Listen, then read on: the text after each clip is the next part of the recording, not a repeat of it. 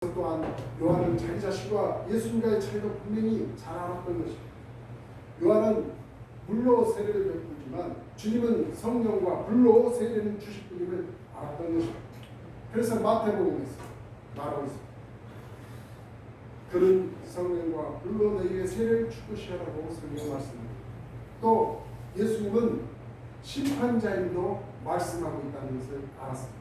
3장 12절에 보면 손에 키를 들고 자기의 타작마당을 정확하게 정하게 하사 알곡음과 곡간에 들고 쭉저기는 꺼지지 않는 내 탁목이라 이렇게 말씀하고 있습니다. 바로 예수님은 위대한 분이시고 심판자이기도 하시고 우리 인간에게 성령과 불로 세례를 주시는 분이시라는 것을 분명히 말씀하고 있습니다. 이처럼 예수님이 어떤 분이신가에 대해서 알고 있었던 것이죠. 주님을 알기 위해서 지금 요한은 이렇게 얘기했던 거죠. 저와 여러분도 주님에 대해서 알기 위해서는 하나님께서 우리에게 주신 계시가 있어야 한다는 그 말씀은 어디에 나오느냐면 마태복음 11장 25절로 10절에 보면 이렇게 말씀을 드리고 있습니다. 제가 여러분에게 들려드리겠습니다. 그때 예수께서 대답하여 가라사대 천지의 주제이신 아버지여 이것을 지혜롭고 슬기에 있는 자들에게는 숨기시고 어린 아이들에게는 나타내시는 감사하여 옳습니다. 이렇게 된 것이 아버지의 뜻이니 내 아버지께서 모든 것을 내게 주셨으니 아버지 외에는 아들을 아는 자가 없고 아들과 또 아들의 계시대로 소원대로 계시를 갖는 자에게는 아버지를 아는 자가 없는다라고 말씀하고 있습니다. 이 말씀처럼 세상에 지시고 세상에서 뭔가 나름대로 이름이 있는 사람들은 하나님께서 다 숨겨놨다는 거예요. 그 사람들이 자기가 알고 싶어서 예수님을 알 수 있는 수가 없다는 것이죠.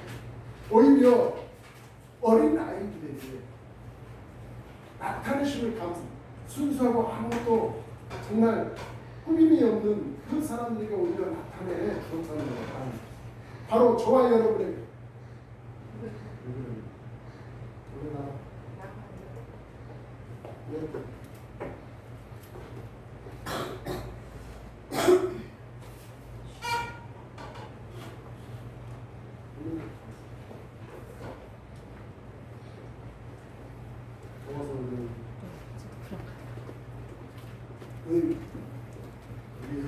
그러면 30대에서 28대 이렇게 순수한 사람에게만 하나님께서 계시를 주시면 아무에게나 주시는 세상에서 뭔가 우쭐한 사람이 아는 것이 아니라 정말 하나님께서 사랑하는 자, 하나님께서 정말 뭔가를 알게 하고 싶으신 자, 하나님께서 예정하여 택하신 자, 그분들에게 하나님과 예수님에 대해서 알게 하시는 것입니다. 저와 여러분에게도 끊임없이 하나님께서 이러한 은혜가 계속해서 부어주시기를 주님의 이름으로 축원을 드립니다. 사랑하는 여러분, 우리는 하나님 그리고 예수 그리스도 성령님 이 삼위일체에 대해서 여러분은 어떻게 알고 계십니까? 분명히 알고 계실 것입니다. 창조주 되신 하나님 그리고 구원자 되신 예수 그리스도 그리고 우리에게 인자시오 보호자이신 성령 하나님 그분들은 우리의 처지를 바라보지만 않으시고 뛰어들어와 우리를 건지시는 분이시라는 것입니다. 어떤 책에 제가 좀 재미있어서 이 책에 좀 내용이 있어서 여러분에게 잠깐 얘기를 드립니다. 이 책에 이렇게 말이 기록되어 있습니다. 어떤 사람이 운동에 빠졌는데 공자이죠, 공자가 이런 얘기를 해요. 그렇게 경고했더만 왜 빠졌느냐고 공자는 얘기했다는 거예요. 석가모니는 이렇게 얘기했다고 합니다. 운동에 빠져있던 그렇지 않든 인생은 모두 허무한 것이니 그 안에서 견디다 보면 곧 끝날 것이라고 얘기했다고 합니다. 그렇다면 우리의 주님은 어땠을까요? 우리 주님은 운동회에 들어와 우리를 밀어내서 건져 주신다는 것입니다. 또 주님은 우리를 위해서 천국을 준비해 주신다는 것입니다. 늘 우리와 함께 하신다고 말씀하십니다. 그리고 우리를 세워주신다. 그리고 우리를 통해서 거룩한 일을 이루시는 분이시라는 것입니다. 우리의 삶의 목적과 의미를 주시는 분이시라는 것이죠. 이 주님으로 인해서 많은 사람들이 세상에 많은 것을 가지지 못했어도 행복해하는 것입니다. 세상 지식에 대한 지식은 부족해도 주님을 아는 지식으로 행복해낼 수 있게 만들어 주신다는 것입니다. 저는 캐나다에 이민을 가서 어떤 분들을 봤습니다. 제가 있었던 명동통역이라는 그 점포에 방에서 일하는 몇 사람이 있었어요. 저 말고도 한 두세 사람이 있었어요. 그 중에 한 사람은 열심히 자기가 뭔지 해도 참모처럼 일을 했었는데 그분은 항상 찬양을 했어요. 뭔가 없는데도 그 사람은 뭐 아무래도 삶이 능력하지 못해서 남의 집에 일하는 사람도 그렇게 왔겠죠. 그런데도 항상 한 주님을 향한 그 찬양하면서 항상 삶이 넉넉해 보였어요. 그리고 또 한 명의 청년이 있었는데 저 공동사는 그 친구였는데 그 친구는 미국에서도 살았고 여러 군데를 다녔었는지 사람이 좀 여유가 있었어요. 그런데 교회는 잘 다니지는 않았어요. 근데 하나님에 대해서는 잘 알고 있었던 거예요. 그러면서 성경책을 한 번은 보여주면서 교회에 가야 돼, 교회에 가야 돼. 그랬던 친구였어요. 이처럼 내 안에 내가 알고 있는 그 주님을 알고 있는 자의 넉넉함과 그렇지 않고 세상 속에서 여전히 허덕이면서 사는 사람들의 그 분위기는 그 차이가 이렇게 있다는 것입니다. 저는 항상 불안하고 여유가 없었어요.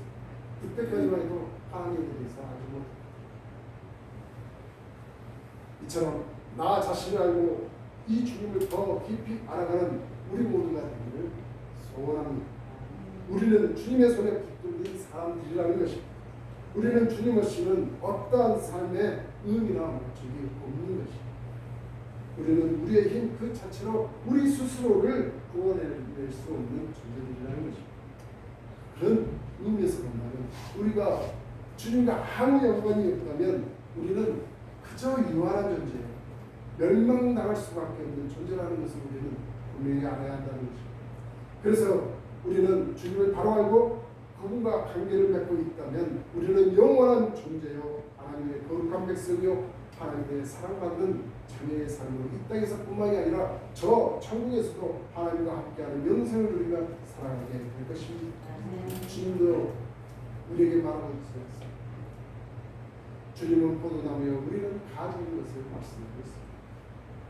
저와 여러분의 그 관계가 포도나무이신 그 주님과 연결된 가지의 삶이 살아간다면 우리의 삶 속에서는 끊임없이 열매를 맺으며 살아갈 수 있게 된다는 것입니다.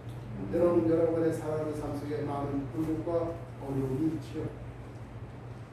나뭇가지에 열매를 맺는 그 과정은 그리 쉽사리 얻어지는 것은 아닙니다.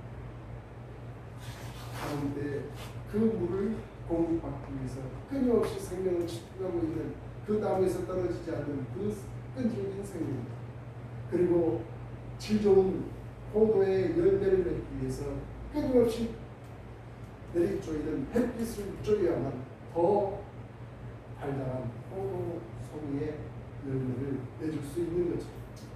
저와 여러분의 살아가는 삶 속에 내가 주님과 함께 연합되어 살아간다 해서 항상 넉넉하고 여유롭고 아무 어려움 없는 그런 삶을 살아낼 수만은 없습니다.